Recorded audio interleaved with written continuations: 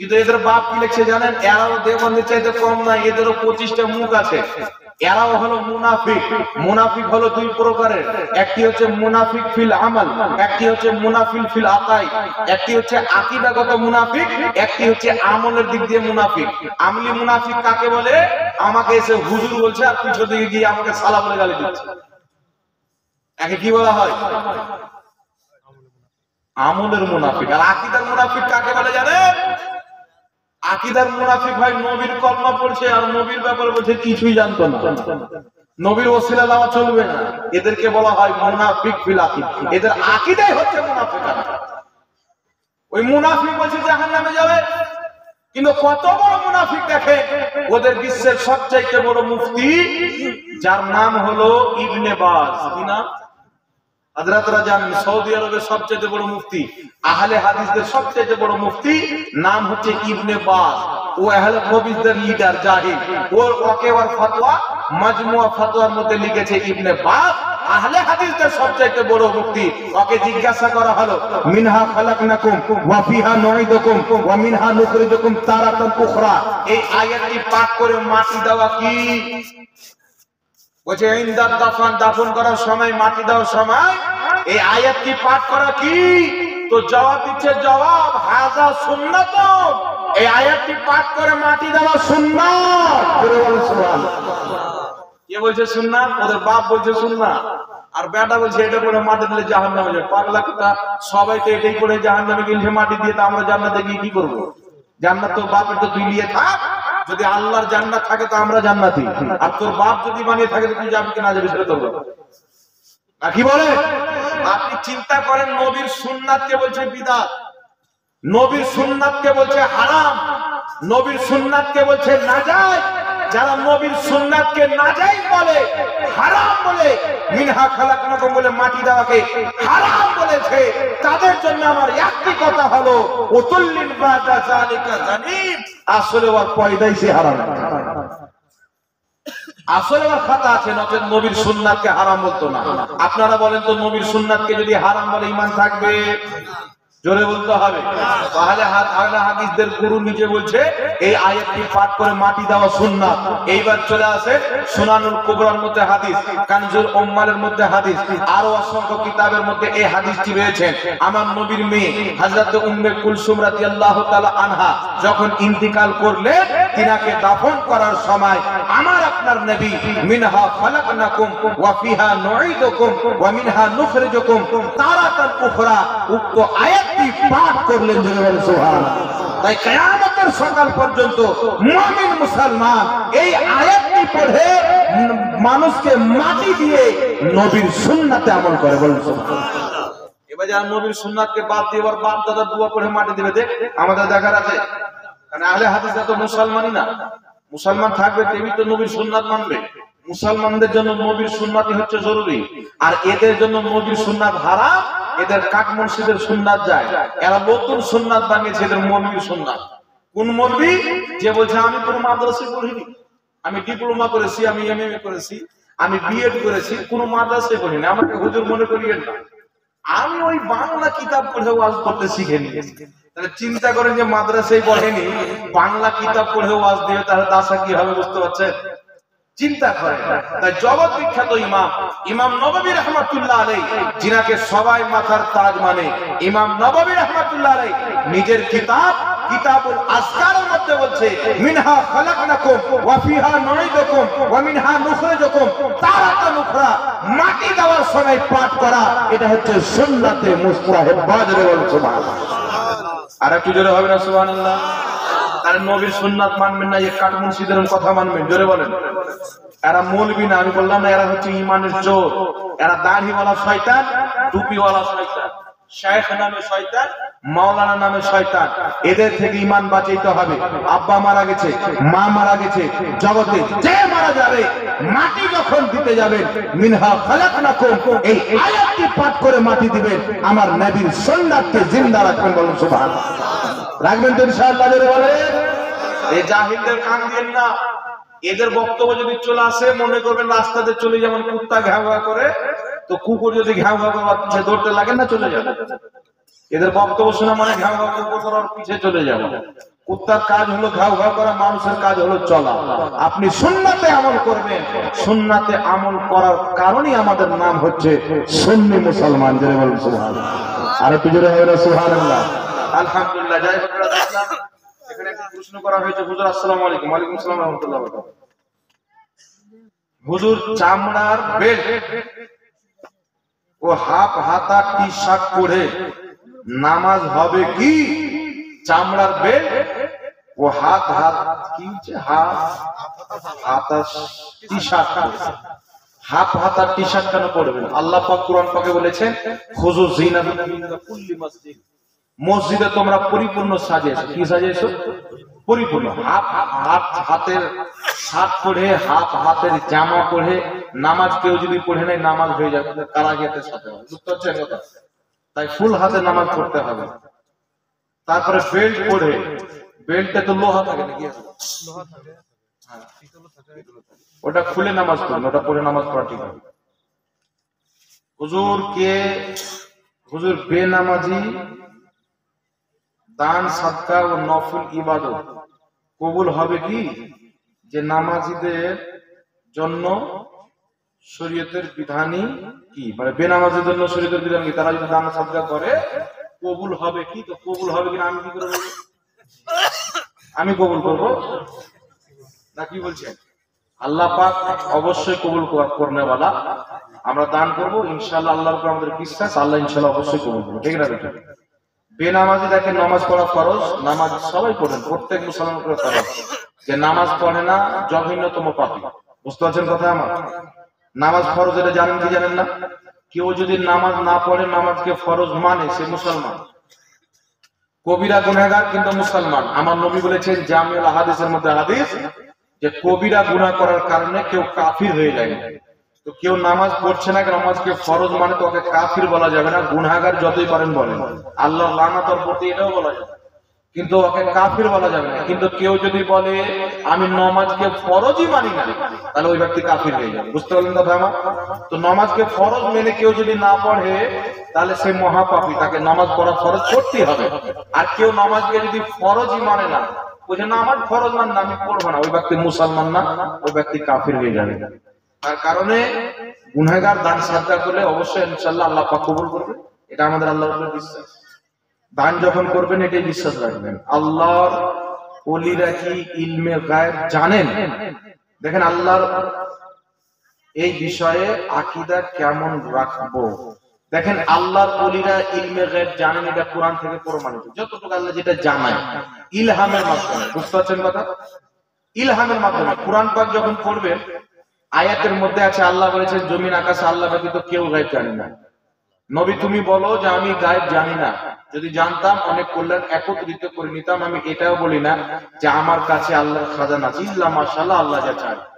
এই আয়াতের তাফসীর, তাফসীরে নিশাপুরী, তাফসীরে জামাল পড়বেন, স্পষ্ট লেখা আছে, যেখানে বলা হয়েছে আমি গায়ব জানি না, জমিন আকাশ আল্লাহ ব্যতীত কেউ গায়ব জানে না, এর অর্থ হচ্ছে আল্লাহর না জানাতে জানি না। বুঝতে পারছেন কথা?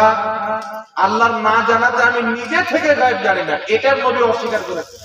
কিন্তু আল্লাহর জানাতে নবী ইলমে গায়ব জানেন, এটা যে অস্বীকার করবে শরীয়তের দৃষ্টিতে ও কাফির, ও মুসলমান না। এটা কোরআন পাকে আল্লাহ তাআলা বলেছেন, ওয়ালা ইন সাআলতাহুম লা ইয়াকুলুন্না ইন্নামা কুননা নাখুদু ওয়া নালআবু কুল আবিল্লাহি ওয়া আয়াতিহি ওয়া রাসূলিহি কুনতুম তাস্তাহজিউন। শুনেন বিরাদর ইসলাম, তাফসীরে তাবরীর মধ্যে হাদিস, হযরত আব্দুল্লাহ ইবনে আব্বাস রাদিয়াল্লাহু তাআলা আনহু বলেন, একজন সাহাবীর উট হারিয়ে গেল। তো উটটা যখন হারাল, তো আমার নবী বলছেন উমুকের উট উমুক জঙ্গলে বাঁধা আছে। একজন মুনাফিক বাইরে গিয়ে বলছে মুহাম্মদ বলে উমুকের উট উমুকে বাঁধা আছে উমুক জঙ্গলে। মুহাম্মদ কি গায়বের খবর জানে? ও তো ইলমে গায়ব জানে না। এই কথা যখন বলল, নবীর ইলমে গায়বকে অস্বীকার করলো, আল্লাহ আয়াত নাযিল করলেন এই আয়াতটা, ওয়ালা ইন সাআলতাহুম লা ইয়াকুলুন্না ইন্নামা কুননা নাখুদু ওয়া নালআবু কুল আবিল্লাহি ওয়া আয়াতিহি ওয়া রাসূলিহি কুনতুম তাস্তাহজিউন লা তা'তাযিরু ক্বাদ কাফারতুম বাদা ঈমানিকুম। আল্লাহ বলেন মাহবুব, তাকে যদি জিজ্ঞাসা করো, সে বলবে আমি তো মাজাক করতেছিলাম, ঠাট্টা করতেছিলাম। আল্লাহ বলছে বাহানা করিও না, ঠাট্টা করিও না, লা তা'তাযিরু ক্বাদ কাফারতুম বাদা ঈমানিকুম। তুমি ঈমান নিয়ে আসার পর আমার নবীর গায়বকে অস্বীকার করার কারণে কাফির হয়ে গেছো। বলুন সুবহানাল্লাহ। কি বুঝতে পারলেন? তারপরে আপনার সূরা জিন আয়াত নাম্বার 26-27 আল্লাহ পাক বলেন আলিমুল গায়বি ফালা ইযহিরু আলা গায়বিহি আহাদান ইল্লা মান ইরতাদা মির রাসূল। আল্লাহ বলেন আমি গায়ব জাননেওয়ালা, আমার গায়বের প্রতি কাউকে ক্ষমতামান করি না, কাউকে ইলমে গায়ব দিই না, ইল্লা মান ইরতাদা মির রাসূল, কিন্তু যেই রাসূলের প্রতি রাজি হয়ে যায় ওই রাসূলকে ইলমে গায়ব দিয়ে বলেন সুবহানাল্লাহ। তাহলে আমাদের নবীর প্রতি আল্লাহ রাজি আছেন না নাই? প্রত্যেক নবীর প্রতি আল্লাহ রাজি আছে, প্রত্যেক নবীকে আল্লাহ কিছু না কিছু ইলমে গায়ব দিয়েছেন, কিন্তু আমাদের নবীকে আল্লাহ পাক যা কিছু হয়েছে কিয়ামত পর্যন্ত যা কিছু হবে মা কানা ওয়া মা ইয়াকুনের জ্ঞান দান করেছেন সুবহানাল্লাহ। এটা তাফসীরে খাজিনের মধ্যে লেখা আছে, এটাই বুখারী শরীফের হাদিস। নবী পাক সকাল থেকে রাত্রি পর্যন্ত বক্তব্য দিলেন, প্রথম সৃষ্টি থেকে নিয়ে কিয়ামত হওয়া পর্যন্ত, কিয়ামত হয়ে শেষ জান্নাতি জান্নাতে, শেষ জাহান্নামী জাহান্নামে যাওয়া পর্যন্ত সমস্ত জিনিস আমার আপনার নবী বয়ান করে দিলেন সুবহানাল্লাহ। বুখারী শরীফের হাদিস থেকে প্রমাণিত, যা হয়েছে কিয়ামত তালাক যা হবে আমার নবী সব কিছু বলেছেন, জানেন। আল্লাহর ওলিরা গায়ব জানে কিনা এই বিষয়ে কি আকীদা রাখতে হবে? দেখেন কোরআন পাকে আয়াত আছে, হযরত খিজর আলাইহিস সালাম, নাম শুনেছেন? খিজর আলাইহিস সালামকে অনেকে আল্লাহ ওলি বলেছে আর অনেকে নবী বলেছে। উনার ব্যাপারে কোরআন পাকের মধ্যে আছে ওয়া আল্লামাহু মিল্লাদুন্না ইলমা। আল্লাহ তাবারাক ওয়া তাআলা বলেন আমি খিজরকে ইলমে লাদুন্নি দান করেছি। এই ইলমে লাদুন্নির অর্থ কি? এই আয়াতের তাফসিরে বাইজাবির মধ্যে ইমাম বাইজাবি রাহমাতুল্লাহ আলাইহি বলেছে আল্লাহ খিজরকে ইলমে লাদুন্নি দিয়েছে, এর অর্থ হচ্ছে ওটি হচ্ছে ইলমে গায়ব। আল্লাহ তাকে ইলমে গায়ব দিয়েছিলেন, খিজর ইলমে গায়ব জানতো বলে সুবহানাল্লাহ। এটা কোরআন থেকে প্রমাণিত। তাই আল্লাহ ওয়ালাদেরকে আল্লাহ যেগুলো ইলহামের মাধ্যমে জানিয়ে দেয়, অদৃশ্য খবর, ওগুলোকে গায়ব বলা হয়। তারা আল্লাহ জানাতে এগুলো জানে। দ্বিতীয় নম্বর আরেকটা কি হচ্ছে, মেয়েদের চাকরি বা ব্যবসা করা যাবে কি? চাকরি যদি শরীয়ত সম্মত হয়, বেপরদা না হতে হয়, শরীয়তের খেলাফ কাজ না করতে হয়, অবশ্যই করা যাবে। কি বুঝতে পারলেন? ব্যবসা, হ্যাঁ, ব্যবসা যদি পর্দা না লাগে, যদি গায়ের মাহরুমের সঙ্গে কথা না বলতে হয়, তাহলে ব্যবসা করতে পারবে। কি বুঝলেন? একটা দোকানে বসাবে তো অন্য গ্রামের লোক এসে কিছু লিবে, ওর সঙ্গে কথা বলতে হবে কি হবে না? গায়ের মুহররমের সঙ্গে কথা বলা শরীয়তে মহিলাদের যায় না যায়? বলেন হারাম আছে। গায়ের মুহররমের সঙ্গে কথা বলা হারাম। ওদের আওয়াজ পর পুরুষ শুনে এটা শরীয়তে হারাম আছে। তাহলে ও ব্যবসা করতে পারবে? জোরে বলেন। দ্বিতীয় নম্বর আরেকটা কি আছে, ডক্টর জাকির নায়েক ও মিজানুর রহমান আজহারের বক্তব্য শোনা যাবে কিনা? শুনেন, ডক্টর জাকির নায়েক হচ্ছে ওসিলার মুনকির। কিসের মুনকির? সে বলেছেন নবীর পর্যন্ত ওসিলা লওয়া চলবে না। তাবরানী শরীফের মধ্যে ইমাম তাবরানী সহিহ সনদে হাদিস নিয়ে এসেছেন যে সাহাবায়ে কেরাম নবী পাকের ইন্তেকালের পর নবী পাকের ওসিলা দিয়ে দোয়া করেছেন। সুবহানাল্লাহ। মুসান্নাফ ইবনে আবি শাইবার মধ্যে হাদিস, উমর ফারুক রাদিয়াল্লাহু তাআলা আনহুর জামানায় বৃষ্টি বন্ধ হয়ে গেল, অন্য সাহাবী তিনার কবরে গিয়ে তিনার ওসিলা দিয়ে দোয়া করেছেন, তারপরে বৃষ্টি হয়েছে। এই হাদিসটিকে ইমাম ইবনে হাজার আসকালানী ফাতহুল বারীর মধ্যে সহিহ বলে উল্লেখ করেছেন। সুবহানাল্লাহ। এইরকম অসংখ্য সহিহ হাদিস আছে যাতে থেকে স্পষ্ট ভাবে প্রমাণ যে ওসিলা সাহাবায়ে কেরাম নিয়েছেন। আমার নবী নিজে ওসিলা নিয়েছেন। বলে দেব হাদিসটি, মাজমাউজ জাওয়াইদের মধ্যে হাদিস, হযরতে আলী রাদিয়াল্লাহু তাআলা আনহুর মা যখন ইন্তেকাল করলেন, আমার আপনার নবী নিজে জানাজার নামাজ পড়ে নিজে কবরে রাখলেন। উনাকে কবরে রাখার আগে উনার কবরে আমার আপনার নবী শুয়ে উঠে দেখলেন, তারপরে উঠে উনাকে কবরে রাখলেন, দাফন করলেন। দাফন করার পর আমার নবী দোয়া করছেন, আল্লাহ আমার মাকে তুমি, আমার মায়ের মাগফিরাত করো, তার কবরকে প্রশস্ত করো, বেহাক্কে নবিয়্যিকা, তোমার নবীর ওসিলায়, ওয়াল আম্বিয়া, এবং পূর্বের আম্বিয়ায়ে কেরামের ওসিলায়। জোরে বলুন সুবহানাল্লাহ। পূর্বের সমস্ত নবীর ওসিলায় এবং আমার ওসিলায় আমার মায়ের কবরকে প্রশস্ত করো, তার মাগফিরাত করো। কে দোয়া করেছেন? জোরে বলেন। আমার নবী দোয়া করেছেন। আর এই হাদিসটিকে কিয়ামত পর্যন্ত কেউ জাল প্রমাণ করতে পারবে না। ইমাম হাইসামি হাদিসটি উল্লেখ করে বলেছেন এই হাদিসের সমস্ত বর্ণনাকারী হচ্ছে সহিহ বর্ণনাকারী। সুবহানাল্লাহ। একজন বর্ণনাকারী আছেন যাকে একজন ইমাম বলেছেন তিনি একটু দুর্বল, কিন্তু ইমাম হাকিম ওকে বলেছেন বিশ্বস্ত রাবী, সহিহ বর্ণনাকারী। ইমাম ইবনে হিব্বান বলেছেন ইনি সহিহ বর্ণনাকারী। তাহলে এই ইমাম হিব্বান, ইমাম হাকিমের মতো জগৎ বিখ্যাত ইমাম যখন একজন রাবীকে বলে দিলেন ইনি হচ্ছেন সহিহ রাবী, তাদের বলাতে হাদিসটি বিশুদ্ধ হলো। সুবহানাল্লাহ। তাহলে আমার নবী নিজে ওসিলা নিয়েছে, সাহাবা নিজে ওসিলা নিয়েছে, আর জাকির নায়েক বলছে ওসিলা হারাম। বলছে কুরআন পাকে 25টি আয়াত আছে ওসিলা হারাম। কতটি আছে? কিয়ামত পর্যন্ত কোন আহলে হাদিস যদি একটা আয়াত দেখাতে পারে যে কুরআন পাকে আল্লাহ বলছে ওসিলা হারাম, 5 লাখ টাকা তাকে পুরস্কার দেবে। 5 লাখ টাকা পুরস্কার। আর এটা আমার হাইসিয়ত অনুযায়ী কথা বলছি, আমি দিতে পারবো। অনেকে বলে হুজুর আপনি 5 লাখ পাবে তো? আছে আলহামদুলিল্লাহ, তাই না থাকলে বলতাম। তো কুরআন পাকের প্রতি কেউ যদি মিথ্যা অপবাদ দেয় ঈমান থাকবে?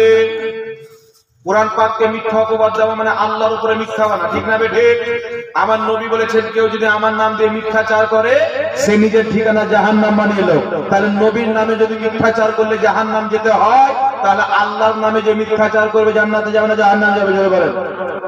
তাহলে জাকির নায়েক বলেছে কুরআন পাকে 25টি আয়াত আছে ওসিলা হারাম, কিন্তু একটিও আয়াত নাই কিয়ামতের সকাল পর্যন্ত কেউ দেখাতে পারে।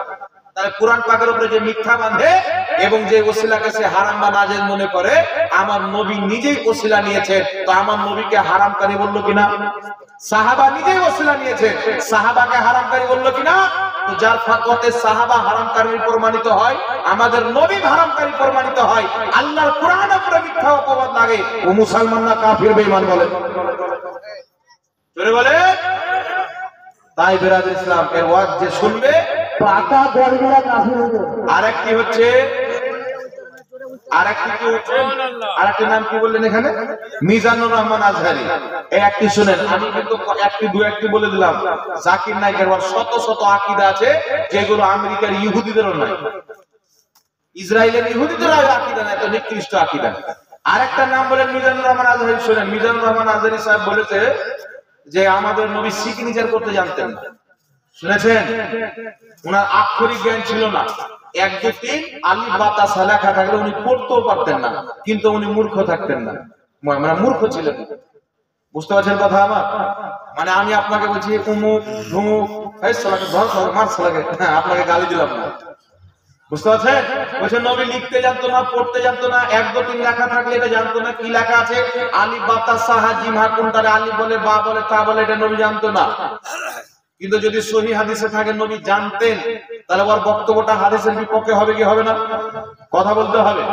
আপনি খুলেন বুখারী শরীফ, হাদিস নাম্বার 2699। কত নাম্বার হাদিস? আমি হাদিসের নাম্বার দিনা, তো ওর জাহিলদের ওর মান্যকারী ওর নাজেজ ভক্তদেরকে জানার জন্য বলছি, হাদিসটা পড়ো আর এইগুলো মৌলবীকে তালাক দিয়ে সঠিক পথে ফিরে চলে এসে। বুখারী শরীফ হাদিস নাম্বার 2699। আমার আপনার নবী যখন সুলহে হুদাইবিয়ার মুকাতে চুক্তিপত্র লিখলেন, মানে একটা সুলহ হলো ইহুদিদের সঙ্গে, তো নবী পাক সাহেবে লাউলাকে ইহুদিরা বলছেন যে আপনি চিঠির নিচে লেখা আছে মুহাম্মদুর রাসূলুল্লাহ, আপনাকে তো আমরা রাসূল মানি না, যদি রাসূল মানতাম তো আমাদের আপনার সঙ্গে যুদ্ধ ঝগড়া হতো না, তো আপনি এটাকে কাটিয়ে আপনার নামটা লিখে দেন মুহাম্মদ ইবনে আব্দুল্লাহ। আমার নবী বললেন যে অবশ্যই আমি আল্লাহ রাসূল এবং মুহাম্মদ ইবনে আব্দুল্লাহ, আব্দুল্লাহর বেটা মুহাম্মদ। জোরে বলুন সুবহানাল্লাহ। নবী পাক বলেন আলী মুহাম্মদ রাসূলুল্লাহ শব্দটি মুছে দাও। হযরতে আলী বলছেন ইয়া রাসূলুল্লাহ ইয়া হাবিবাল্লাহ, আমি তো আপনাকে রাসূল মানি, আল্লাহর কসম আমি মুছতে পারবো না। আমার নবী চুক্তিপত্রটি এইভাবে হযরতে আলী নিয়ে আসে, ওনার হাত থেকে আমার নবী নিয়ে নিলেন। নেওয়ার পরে নবী পাক মুহাম্মদ রাসূলুল্লাহ শব্দটি মুছে লিখলেন মুহাম্মদ ইবনে আব্দুল্লাহ। আরো অনেক শব্দ লিখে আমার নবী প্রমাণ করে দিলেন আমি লিখতেও জানি, আমি পড়তেও জানি, আক্ষরিক জ্ঞানও রাখি। যারা বলেন সুবহানাল্লাহ। তাফসীরে রুহুল বায়ান ইমাম ইসমাইল হাক্কি রাহমাতুল্লাহ আলাইহি লিখেছেন আমার নবী অক্ষরিক জ্ঞান জানতেন, অপরকে শিক্ষা দিতেন। জোরে বলেন সুবহানাল্লাহ। শিফা শরীফের মধ্যে ইমাম কাজী আয়াজ রাহমাতুল্লাহ আলাইহি লিখেছেন আমার নবী কাতিবে ওহী সাইয়্যিদিনা আমিরুল মুমিনিন আমিরে মুআবিয়া রাদিয়াল্লাহু তাআলা আনহু বসে লিখতেছেন ওহীগুলি। আমার নবী বলছেন মুআবিয়া আলিফটাকে সোজা করে লেখো, বাটাকে এইভাবে লেখো, তাটাকে এইভাবে লেখো, জিমটাকে এইভাবে লেখো, হাটাকে এইভাবে লেখো, আল্লাহ শব্দটাকে সুন্দর করে লেখো, আর রহমানের মিমটাকে অন্ধ করিও না, মিমের মাথাতে একটু ফুটো থাকে ওটাকে রাখো। জোরে বলুন সুবহানাল্লাহ। আমার নবী নিজেও জানতেন, অপরকেও শিক্ষা দিতেন। বুখারীর সহিহ হাদিস নবী সিগনেচার করেছেন, এখন হাদিসের বিরুদ্ধে বলছে নবী লিখতে পড়তে জানতেন না, তো হাদিসের বিরুদ্ধে আপনি আকীদা রেখে আপনাকে জাহান্নামী বানাচ্ছে না জান্নাতে বানাচ্ছে? কথা বলে। আমি বললাম বুখারী 2699 নাম্বার হাদিস, বাংলা বুখারী ওদেরই লেখা, আমাদের এখন বাংলা বুখারী লেখা হয়। ওদেরই লেখা বই আপনি পড়িয়েন, যদি না থাকে আমার নবী সিগনেচার করেছে, আমি টাকা পয়সা থাক আমার গর্দান পর্যন্ত দেওয়ার জন্য আমি উপস্থিত আছি। কিয়ামতের সকাল পর্যন্ত কোনো ওয়াহাবি প্রমাণ করতে পারবে না নবীর আক্ষরিক জ্ঞান ছিল না। কিন্তু কোরআন প্রমাণ করছে নবীর মতন আক্ষরিক জ্ঞান পৃথিবীতে কেউ জানে না। বলেন একটি দলিল দিয়ে দিই আপনাদেরকে।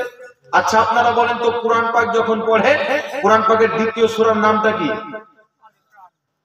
দ্বিতীয় সূরার নাম জানেন? সূরাতুল বাকারা। কি না? সূরা বাকারা যখন পড়বেন প্রথমে পাবেন কি? আলিফ লাম মিম। আছে না নাই? একটু লক্ষ্য করে ধ্যান দিয়ে শুনবেন।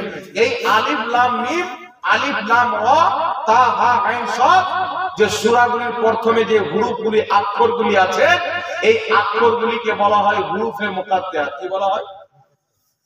তো এই হুরুফগুলি যখন জিবরিলকে দিয়ে আল্লাহ পাঠাচ্ছে, জিবরিল এসে বলছেন ইয়া রাসূলুল্লাহ আলিফ, আমার নবী বলছেন আলিম তো আমি জেনে গেছি, আগে বলো। বলছে লাম, নবী বলছেন আলিম তো জেনে গেছি, আগে বলো। বলছেন মিম, নবী বলছেন আলিম তো জেনে গেছি, আগে বলো।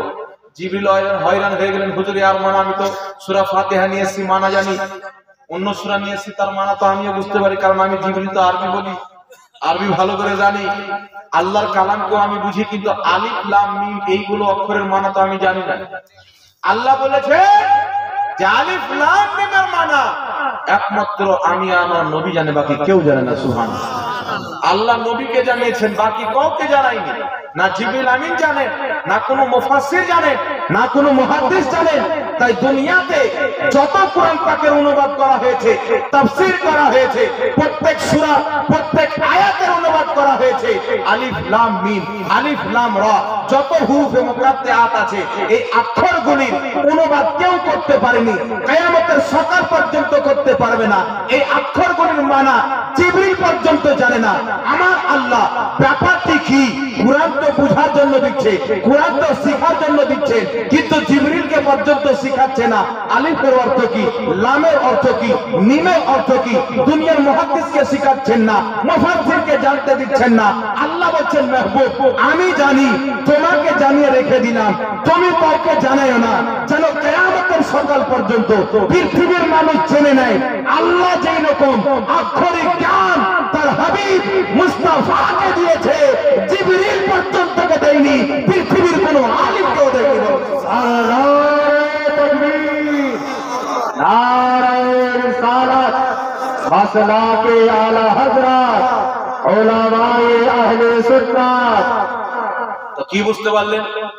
আলিফ লাম মিমের মানা কোন মানা কিতাবে দেখেছেন যারা মানা করেছে, কেউ দেখেছেন আপনারা? কিয়ামতের সকাল পর্যন্ত পারবে না, কিন্তু আমাদের নবী জানে। জোরে বলুন সুবহানাল্লাহ। এর মানে কি? আক্ষরিক জ্ঞান যতটুকু আমার নবী রাখে, দুনিয়ার কোন মুফাসসির রাখে না, মুফতি রাখে না, মুহাদ্দিস রাখে না, দুনিয়ার কোন মানুষ তো মানুষ জিবরিল আলাইহিস সালাম পর্যন্ত রাখে না। জোরে বলুন সুবহানাল্লাহ। তো জিবরিলের চাইতে বেশি আক্ষরিক জ্ঞান মুস্তাফা জানে, মুফাসসিরের চাইতে বেশি আক্ষরিক জ্ঞান মুস্তাফা রাখে। আল্লাহর সৃষ্টিতে সবচাইতে বেশি আক্ষরিক জ্ঞান হোক, যে কোনো জ্ঞান হোক, মুহাম্মদুর রাসূলুল্লাহকে আমার আল্লাহ দান করেছেন। জোরে বলুন সুবহানাল্লাহ। আর একটু জোরে হবে না সুবহানাল্লাহ? তাহলে যে কাঠ মুন্সি বলবে নবীর আক্ষরিক জ্ঞান ছিল না, আমার ঈমান আছে না? নবী সিগনেচার করতে জানতো না? আছে। আপনার বাপ যদি লিখতে পড়তে না জানে, আর আমি যদি বসি তোমার বাপ তালিম বাতাসা কিছু এক দুদিন কিছু জানে, আপনার রাগ হবে কি হবে না? আপনার বাপ জানে না তো আপনার রাগ হচ্ছে। আমার নবী জানে, জানার পরে কাঠমুন্সি বলে নবী জানতেন না, আপনার রাগ হয়নি? এলাজ করেন, আপনার ঈমান নাই, আপনার ঈমানের জল লেগে গেছে, ঈমানের ব্যাটারি শেষ হয়েছে, এলাজ করান। আর এলাজ যদি করাইতে হয় তো উলামায়ে আহলে সুন্নাত দেখছেন জান্নাতের ফুল, ইনাদের নিকটে এসে নিজের ঈমানের এলাজ করান, হক্কানি মুর্শিদের কাছে গিয়ে এলাজ করান, তিনারা আপনার ঈমানের ব্যাটারি চার্জ করে দিবে। জোরে বলুন সুবহানাল্লাহ। যতক্ষণ পর্যন্ত না ইয়া নবী সালাম আলাইকা পড়বে, ঈমানের ব্যাটারি কি করে আপনার চার্জ হবে? তাহলে মুর্শিদের বক্তব্য শুনো, আমি তো বহুত বড় বক্তা রে, ওই বক্তা ফেরে দেশে বলছে যে এগুলো দূর চলবে না, আর মালয়েশিয়াতে মিলাদুন নবীর জালসাতে বলছে আল্লাহুম্মা সাল্লি আলা, এই দুটা পাঠ করছে নিজে। হ্যাঁ হযরত, এক জায়গাতে বলছে চলবে না, আবার এক জায়গাতে নিজেই পাঠ করছে। এগুলো মুনাফিক, এদের থেকে ঈমানকে বাঁচিয়ে রাখবেন। বক্তব্য একমাত্র সুন্নি জামাত ব্যতীত কাউকে শুনবেন না। কুল্লুহুম ফিন্নার, সুন্নি জামাত ব্যতীত সব জাহান্নামে ইল্লা মিল্লাতান ওয়াহিদা। নবীর আদর্শওয়ালা, সাহাবার আদর্শওয়ালা সুন্নি জামাত জান্নাতি। জোরে বলুন সুবহানাল্লাহ। तेरे गुलामों का नक्शे कदम है राहे खुदा, वो क्या भाग सके जो ये चिराग लेके चले। ऐ बिरादर इस्लाम, ता इमाम अहले सुन्नत आला हजरत রাদিয়াল্লাহু তাআলা আনহু হযরত খ্বাজা মুঈনুদ্দিন চিশতির দ্বীনের হিফাজত করেছেন, গাস পাকের আকীদার হিফাজত করেছেন, সাহাবার দ্বীনের হিফাজত করেছেন, ইমাম আযম আবু হানিফা হানাফি মাযহাবে হিফাজত করে পৃথিবীকে জানিয়ে দিয়েছেন, আমি আহমদ রাজা দুনিয়াদারি করতে আসেনি, মুস্তাফার গোলামি করতে এসেছি, আল্লাহর দ্বীনের খাদিমগিরি করতে এসেছি।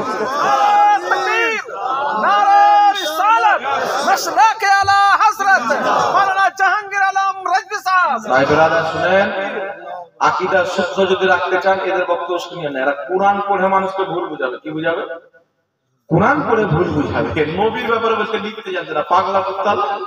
আমার নবী যদি ইশারা করে দিত রাস্তার কুত্তা পর্যন্ত লিখতে শিখে যেত। আমার নবী যদি ইশারা করে দিতেন পাথর পর্যন্ত লিখতে আরম্ভ করে দিতেন। আমার নবী ইশারা করলে চন্দ্র পর্যন্ত আকাশে লিখতেন মুহাম্মদ রাসূলুল্লাহ। জোরে বলুন সুবহানাল্লাহ। আমার নবী যদি ইশারা করে দিত সূর্য পর্যন্ত লিখতে আরম্ভ করত। আমার নবী যদি ইশারা করত পৃথিবীর গাছ গাছালি লিখতে আরম্ভ করত।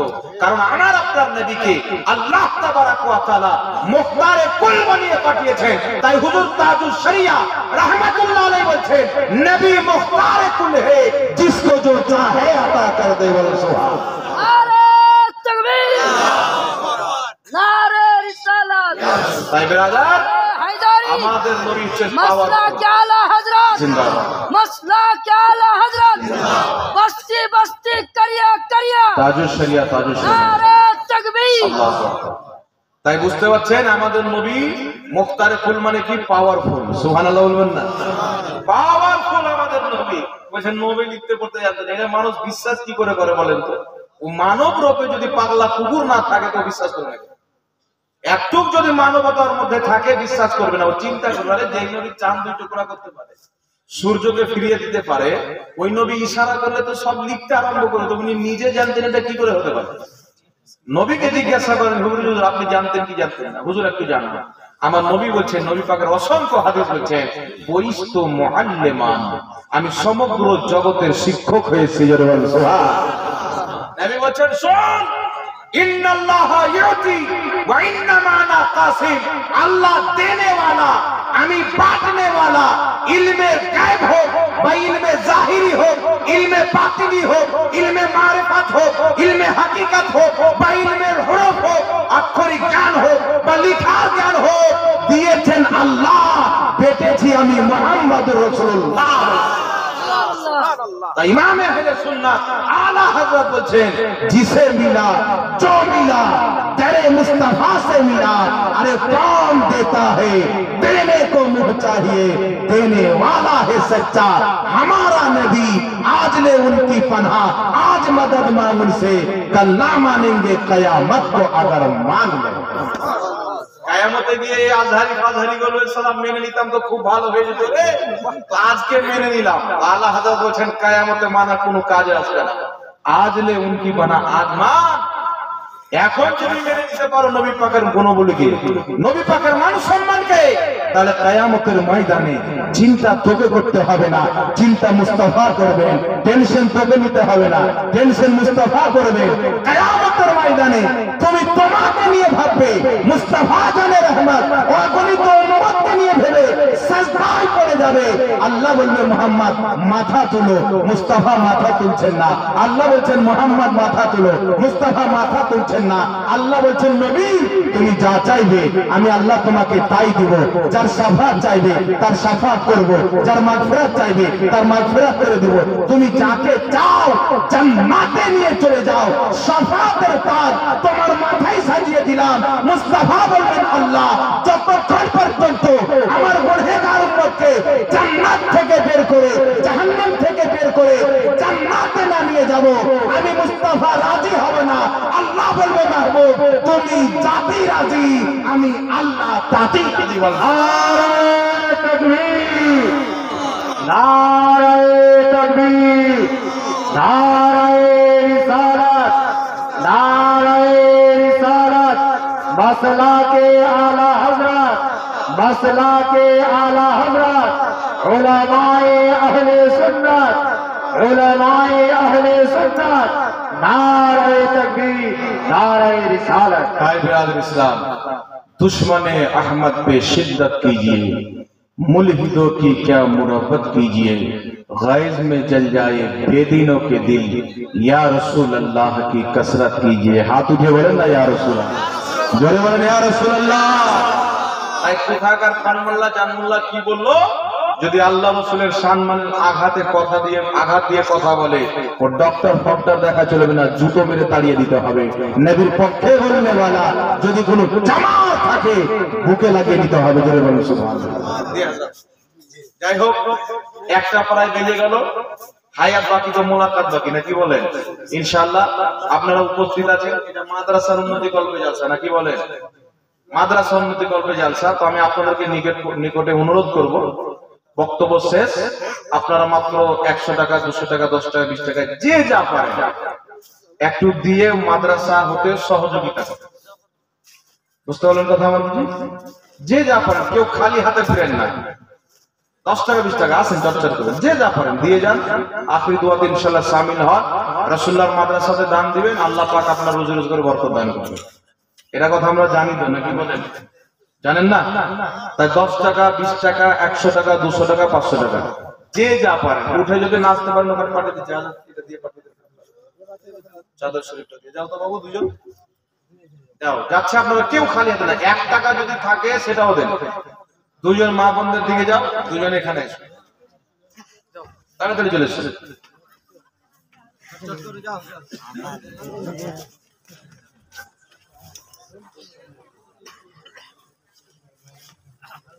একজন মেয়েদের দিকে যাও, একজন ওই দিকে যাও।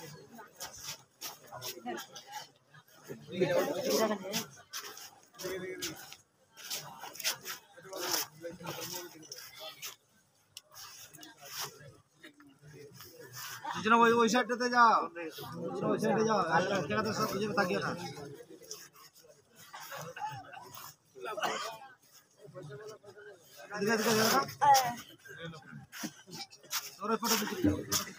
আমি পুরোটা বুঝে গেছি, আশা করি ইনশাআল্লাহ। পরে কি আছে না, উপরটুকু একটু বলে দিচ্ছি, শুনেন। আমরা হচ্ছে মুসলমান। কি জোরে বলেন, আমাদের নাম কি? আমাদেরকে আল্লাহ কোরআন পাকে মুসলিম বলেছেন। মুসলমান হচ্ছে ফার্সি নাম। কি নাম? জোরে বলতে হবে, মুসলমান। আমাদের ধর্মের নাম কি? আমাদের খোদা একজন না দুইজন? উপাসনা কয়জনের করতে হবে? জোরে বলেন। আল্লাহ পাক কোরআন পাকে বলেছেন, কুল হুয়াল্লাহু আহাদ। নবী বলো, ওই আল্লাহ এক। লা ইলাহা ইল্লাল্লাহ, আল্লাহ ছাড়া কেউ উপাসনা যোগ্য না, ইবাদতের যোগ্য না। আমরা পড়ি কি পড়ি না? আর এটা হচ্ছে মূল বিষয়, যাকে তাওহীদ বলা হয়। তাওহীদের মধ্যে যদি কোন রকমের শিরিক থাকে, তাহলে মানুষের ইবাদত সব নষ্ট হয়ে যায়। শিরিক মানে হচ্ছে আল্লাহ ব্যতীত কোনো গায়রুল্লাহর উপাসনা করা, কোন গায়রুল্লাহকে আল্লাহ বলে মানা, বা তাকে ইবাদতের যোগ্য মনে করা, বা তার ইবাদত করা। বুঝতে পারছেন কথা আমার? তো আমাদের কোরআন পাকের মধ্যে আছে লাকুম দীনুকুম ওয়ালিয়া দিন। আল্লাহ বলছেন তোমাদের দিন তোমাদের জন্য, আমাদের দিন আমাদের জন্য। ঠিক না বেঠিক? আমাদের ভারতবর্ষে আমরা বাস করি, যেখানে হিন্দু ভাই আছে, শিখ আছে, ইসাই আছে, খ্রিস্টান আছে, আমরা মুসলমান আছি। সব রকম ধর্মের লোক আছে না নাই? এক অপরকে ভালোবেসে আমরা চলাফেরা করি, কি করি না? জোরে বলতে হবে। মানুষ মানুষকে ভালোবাসবে কিনা? কেউ কাউকে ক্ষতি করতে পারবে? জোরে বলেন না। আমাদের ভারতের সংবিধানও সেটা শেখায়, আমাদের কোরআনও সেটা শেখায়। জোরে বলেন সুবহানাল্লাহ। কিন্তু বেরাদের ইসলাম, আমার হিন্দু ভাইরা পূজা করে, আমরা পূজা করতে পারবো না। তাই কোন মুসলমান যদি নিজের বাড়িতে কিছু বি রেখে যদি পূজা করে, ও মুসলমান না। ও কি হলো? শরীয়তের পরিভাষাতে সে হলো মুশরিক। কি হলো? পূজা যদি করে, ইবাদত যদি করে, কোন ফটো রেখে বা কোন মূর্তি রেখে, তাহলে এই ধরনের ব্যক্তি যদি মারা যায়, ধরেন আপনার নানা করছে বা আপনার দাদা করছে, এরকম লোক যদি মারা যায়, তাকে মাটি দেওয়া হারাম। কি বললেন? বুঝতে পারলেন কথা? মুসলমানের কবরস্থানে তাকে দাফন করা চলবে না। ওকে বুঝাইতে হবে, ওকে ধরে আলেম আমার কাছে নিয়ে আসবেন, বুঝে যদি নাই তো ঠিক আছে, না বুঝে যদি ও শিরক করতে করতে মরে যায়, আল্লাহ ব্যতীত অন্য করে উপাসনা করতে করতে যদি দুনিয়া থেকে চলে যায়, তাহলে ওই ব্যক্তিকে মুসলমানের কবরস্থানে দাফন করা চলবে? জোরে বলতে হবে, চলবে? ওর বিয়েও ভঙ্গ হয়ে গেছে, দাদা আছে না বাবা আছে দেখে লাভ নেই, ওকে বাড়ি থেকে তাড়িতে হবে। বাস, বুঝতে পেরেছেন? কই এখানে কেউ যায়নি? আপনারা সবাই দিয়ে দিয়েছে না? বলছেন মৌলানা ইন্টারভিউ সাহেব চাচ্ছে তো ভালো লাগছে, আমার চাওয়া তো ভালো ছিল। আমাকে যদি কেউ না দেন তো গুজরা বলবে না যে মৌলবি কেমন কিছু চাইতে পারলো না, বলবে না? 200-500 টাকা কমসে কম 2-3 জন ব্যক্তি দেন, তবুও তো বলবো যে না কিছু উঠিয়েছি নাকি বলে। 2-3 জন ব্যক্তি দেন, একটা গজল শোনাবেন দেন। 2-3 জন ব্যক্তি 500 টাকা করে দেন, একটা সুন্দর চাঙ্গা গজল শোনাবেন। দিবেন? তবুও দিবেন না? না থাকলে আমার কাছে ধার নিয়ে দেন, অসুবিধা নেই। আমি পকেটে সবসময় 10,000 টাকা করে লিখে পাবো। কালকে জালসে পেয়েছি, ওই টাকা ধরে আছে। কালকে আপনাদের